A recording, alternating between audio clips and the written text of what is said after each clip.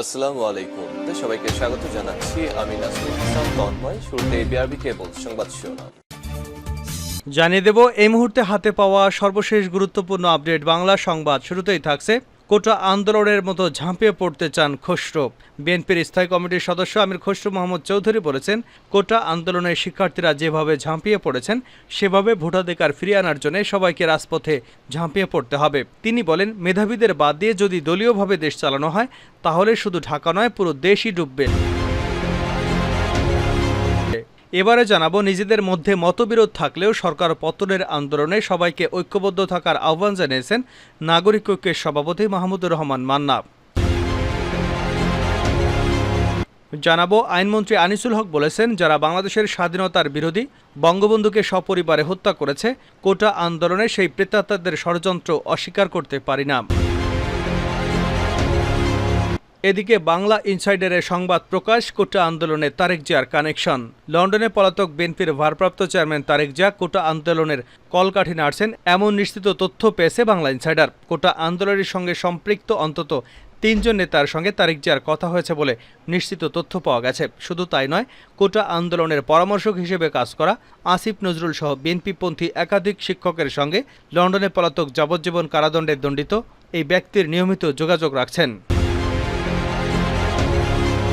জানিয়ে দেব, গণতন্ত্র পুনরুদ্ধার ও মানুষের ভোটাধিকার ফিরিয়ে দেওয়ার জন্য আন্দোলন চলছে জানিয়ে ঢাকা মহানগর দক্ষিণ বিএনপির সদস্য সচিব তানভীর আহমেদ রবিন বলেছেন, এ সরকার মিথ্যা মামলা, গ্রেপ্তার, গুম-খুন, ব্যাপক দমন-পীড়ন চালিয়েও আন্দোলন দমন করতে পারছে না। সব বাধা অতিক্রম করে আন্দোলন এগিয়ে যাবে। জনসম্পৃক্ত আন্দোলনের মধ্য দিয়ে এ সরকারকে বিদায় করে দাবি আদায় করা হবে। এবং সর্বশেষ জানাবো আন্তর্জাতিক সংবাদ। আলহামদুলিল্লাহ, লেবানন ইসরায়েল সীমান্তে এক ইসরায়েলি সেনা নিহত। লেবানন ইসরায়েলি সীমান্তের কাছে যুদ্ধে এক ইসরায়েলি সেনা নিহত হয়েছে। শুক্রবার ইসরায়েলি সেনাবাহিনী এ তথ্য নিশ্চিত করেছে। তারা বলছে, বৃহস্পতিবার সীমান্তে ইরান সমর্থিত হিজবুল্লাহ গোষ্ঠী ও ইসরায়েলি সেনাদের মধ্যে যুদ্ধ হয়। এই সময় ওই সেনার মৃত্যু হয়েছে। ব্রিটিশ বার্তা সংস্থা রয়টার্স এ খবর নিশ্চিত করেছে। এতক্ষণ শিরোনাম শুনছিলেন, এবার বিস্তারিত।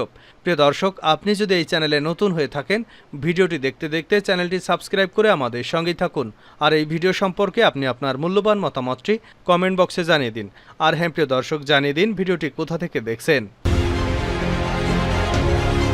কোটা আন্দোলনের মতো ঝাঁপিয়ে পড়তে চান আমির খসরু। বিএনপির স্থায়ী কমিটির সদস্য আমির খসরু মাহমুদ চৌধুরী বলেছেন, কোটা আন্দোলনের শিক্ষার্থীরা যেভাবে ঝাঁপিয়ে পড়েছে সেভাবে ভোটাধিকার ফিরিয়ে আনার জন্য সবাইকে রাজপথে ঝাঁপিয়ে পড়তে হবে। তিনি বলেন, মেধাবীদের বাদ দিয়ে দলীয়ভাবে যদি দেশ চালানো হয় তাহলে শুধু টাকা নয় পুরো দেশই ডুবে যাবে। শুক্রবার দুপুরে জাতীয় প্রেস ক্লাবে যুগপৎ আন্দোলনের ৩১ দফা এবং ১ দফা ঘোষণার বর্ষপূর্তি গণতন্ত্র মঞ্চ আয়োজিত আলোচনা সভায় প্রধান অতিথির বক্তব্যে আমির খসরু এসব কথা বলেন। বিএনপির স্থায়ী কমিটির এই সদস্য বলেন, সরকার যেভাবে রাষ্ট্র চালাচ্ছে এতে আগামী দিনে বাংলাদেশের মেধাবীদের কোনো সুযোগ নেই, বাংলাদেশকে সামনের দিকে নিয়ে যাওয়ার কোনো সুযোগ নেই। কারণ আমার মনে হয় না বাংলাদেশে তারা মেধাবী রাষ্ট্র হিসেবে দেখতে চায়। কারণ মেধাবীরা সত্যি কথা বলে, সত্যের পথে চলে, প্রতিবাদ করে, প্রতিরোধ করে। সকালের বৃষ্টিপাতে ঢাকার বিভিন্ন স্থান ডুবে যাওয়ার বিষয়ে তিনি বলেন, ঢাকা শহর তো ডুববেই, কারণ মেধাবী লোকজন তো আর কোথাও নেই। যারা পরিকল্পনা থেকে শুরু করে বাস্তবায়ন পর্যন্ত বিভিন্ন কাজ করে, সেখানে মেধাবী লোকদের নিয়ে আসতে হবে।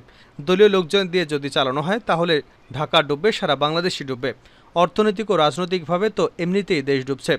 এখন শুধু পানিতে ডোবা দেখতে পাচ্ছেন। সব দিক থেকেই বাংলাদেশ ডুবে গেছে। আমির খসরু বলেন, বাংলাদেশের জনগণের মালিকানা কেড়ে নিয়েছে সরকার। শুধু মালিকানা ফিরিয়ে আনতে জাতীয় ঐক্য এবং রাজনৈতিক দলগুলোর ঐক্য দরকার। এই মালিকানা ফিরিয়ে দিতে সবাইকে সম্মিলিতভাবে কাজ করতে হবে। তিনি বলেন, বাংলাদেশের জনগণ তাদের মালিকানা হারিয়ে ফেলেছে। বাংলাদেশের মানুষের মূল মালিকানা ফিরিয়ে আনতে একটি বড় বিষয় হলো রাজনৈতিক দলগুলোর জাতীয় ঐক্য। কোন প্রক্রিয়ায় এই মালিকানা ফিরিয়ে আনা হবে তা আমাদের ৩১ দফায় ছিল। মালিকানা ফিরিয়ে দিতে হলে সংবিধানে কি কি পরিবর্তন করতে হবে, বিচার ব্যবস্থা কি পরিবর্তন আনতে হবে, সংসদের কি পরিবর্তন আনতে হবে, অর্থনৈতিক ব্যবস্থা কি পরিবর্তন আনতে হবে, সামাজিক ব্যবস্থা কি পরিবর্তন আসবে, তা ৩১ দফায় ছিল। মতবিরোধ থাকলেও সরকার পতনের আন্দোলনে সবাইকে ঐক্যবদ্ধ থাকতে হবে মান্না। নিজেদের মধ্যে মতবিরোধ থাকলেও সরকার পতনের আন্দোলনে সবাইকে ঐক্যবদ্ধ থাকার আহ্বান জানিয়েছেন নাগরিক ঐক্যের সভাপতি মাহমুদুর রহমান মান্না। শুক্রবার যুগপৎ আন্দোলনের ৩১ দফা এবং ১ দফা ঘোষণার বর্ষপূর্তি উপলক্ষে আয়োজিত আলোচনা সভায় তিনি কথা জানান। জাতীয় প্রেস ক্লাবে আব্দুস সালাম হলে আলোচনা সভার আয়োজন করে গণতন্ত্র মঞ্চ। আলোচনা সভায় মাহমুদুর রহমান মান্না বলেন, আমরা যেসব রাজনৈতিক দল সরকার বিরোধী আন্দোলন করছি তাদের মধ্যে মতবিরোধ থাকতেই পারে, কিন্তু আমাদের সবাই মিলে একটি কাজ করতেই হবে, এ সরকারের পতন। আমরা যদি অতীত দেখি তাহলে দেখব আমরা কেউ কেউ আলাদা হয়ে গেছে, কিন্তু আমাদের বরং আরও বেশি যুক্ত হতে হবে, অন্যদেরও যুক্ত করতে হবে। তিনি আরও বলেন, আমরা এখন এমন একটা জায়গায় দাঁড়িয়ে আছি যেখানে আমাদের পেছনে 15 বছর। এই 15 বছর আমাদের সাফল্য কতটুকু, ব্যর্থতা কতটুকু সেটা ভাবতে হবে। আমাদের আরও কঠোর কর্মসূচি দিতে হবে। প্রয়োজনে এই কোটা সংস্কারের দাবিও আমাদের 31 দফার মধ্যে আনতে হবে, যাতে আমরা ছাত্রদেরকেও আমাদের দলের অন্তর্ভুক্ত করতে পারি এবং বড় আন্দোলনের পথে পা বাড়াতে পারি। সবাই মিলে লড়াইটা করতে হবে। তিনি আরও বলেন, মানুষ তখনই লড়াই করতে আসে যখন সে মনে করে এই লড়াই তাকে কিছু দেবে। এই যে ছাত্ররা হুলস্থুল করে দিয়েছে, এমন হুলস্থুল আমরা তো করতে পারিনি। কালকে যখন পুলিশি ব্যারিকেড তৈরি হয়েছে, এই ব্যারিকেড যে ভাঙা যাবে এ কথা আমরা ভাবতেও পারিনি। আমাকে অন্তত 3 জন ফোন করে বলল, দেখেন কিভাবে ছাত্ররা ব্যারিকেড ভাঙছে। পুলিশ প্রচণ্ড নির্যাতন করছে, কুমিল্লাতে হামলা করেছে, চট্টগ্রামে বিভিন্ন জায়গায় ব্যারিকেড দিয়েছে, ছাত্রলীগ পাল্টা মিছিল করেছে। তারপরও ছাত্ররা জানবাজি রেখে লড়ছে, পুলিশ পরাজিত হয়েছে। এই ছাত্রদের মুখে আমরা যে সংস্কারের কথা বলছি সেই সংস্কারের দাবি নেই। ওই ছাত্রদের কর্মসূচির মধ্যে বেগম জিয়ার মুক্তির দাবি নেই। কেন নেই বলুন তো? ওরা ছাত্র রাজনীতি জাতীয় রাজনীতি থেকে আলাদা দেখতে চায়। আন্দোলনকারীরা ঘরে না গেলে সরকারের অবস্থান কি জানালেন আইনমন্ত্রী। আইনমন্ত্রী আনিসুল হক বলেছেন, যারা বাংলাদেশের স্বাধীনতার বিরোধী, বঙ্গবন্ধুকে সপরিবারে হত্যা করেছে, কোটা আন্দোলনে সেই প্রেতাত্মাদের ষড়যন্ত্র অস্বীকার করতে পারব না। শুক্রবার সকালে আখাউড়া রেলওয়ে জংশন স্টেশনে কোটা বিরোধী আন্দোলনের বিষয়ে সাংবাদিকদের এক প্রশ্নের জবাবে আইনমন্ত্রী আনিসুল হক এসব কথা বলেন। এর আগে তিনি সকাল 10:15টার দিকে ঢাকা থেকে ছেড়ে আসা আন্তনগর মহানগর এক্সপ্রেস ট্রেনে আখাউড়া রেলওয়ে স্টেশনে এসে পৌঁছান। এ সময় বিপুল সংখ্যক নেতাকর্মী আইনমন্ত্রীকে স্বাগত জানান। আইনমন্ত্রী বলেন, এটা আপনারাও বুঝেছেন, আমরাও বুঝেছি, কিন্তু আমার বিশ্বাস যারা নতুন প্রজন্মের ছাত্রছাত্রী কোটার ব্যাপারে তাদের বক্তব্য প্রকাশ করেছে, সর্বোচ্চ আদালত যে আদেশ দিয়েছেন সেই আদেশ তারা মেনে নিয়ে অবশ্যই ঘরে ফিরে যাবে। আমি বিশ্বাস করি তারা জনগণের অসুবিধা হোক, জনগণ দুঃখ কষ্ট ভোগ করুক, সেগুলো পরিহার করে তারা তাদের ব্যবস্থা নেবে। মন্ত্রী আরও বলেন, আমার মনে হয় তারা ঘরে ফিরে যাবে। কোটা বিরোধী আন্দোলনকারীরা যদি ঘরে ফিরে না যায়, সেক্ষেত্রে সরকারের অবস্থান কি হবে জানতে চাইলে মন্ত্রী বলেন, সরকারের দায়িত্ব হলো জনগণের জানমাল রক্ষা করা, জনগণের সুবিধা অসুবিধা দেখা।